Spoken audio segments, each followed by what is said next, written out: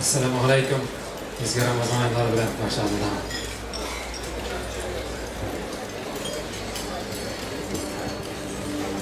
Allahu Ekber, Allahu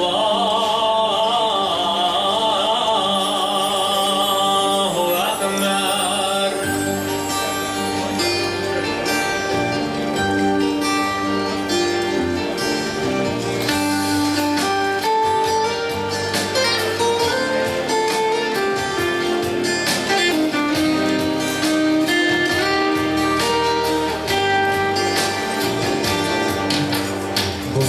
Turmushta biz yaşaybiz yaşayura Qaygılarını tırışabız ülkerge uğra Dik bir yazılgan yazmışını bulmuş o alda Belki yeşerge kirektir Allah'tan sıra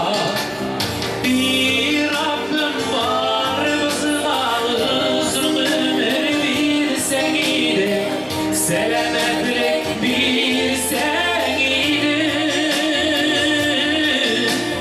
İmanını sakla,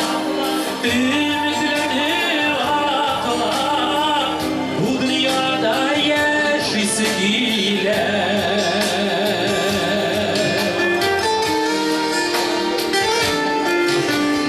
Dertli şemlerin hafızı cininden El yana, el süne, kışıda güne Yuvaltılar, tabuşları aralaş gile Kaygını da, şadlığını da, sımgısı dime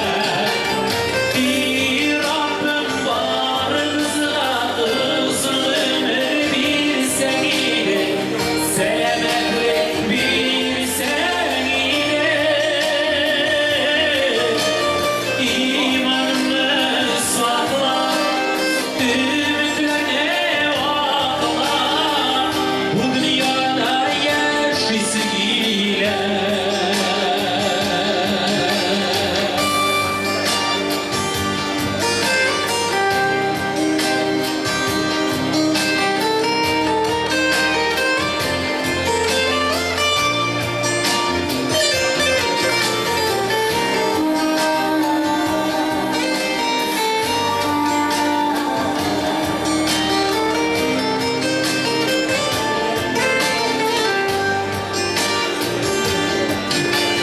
Cennet kokalarına aşağı imanlı eder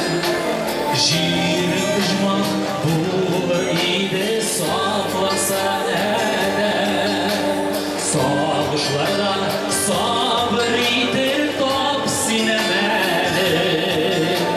Şahlıklarda şükür idir kursan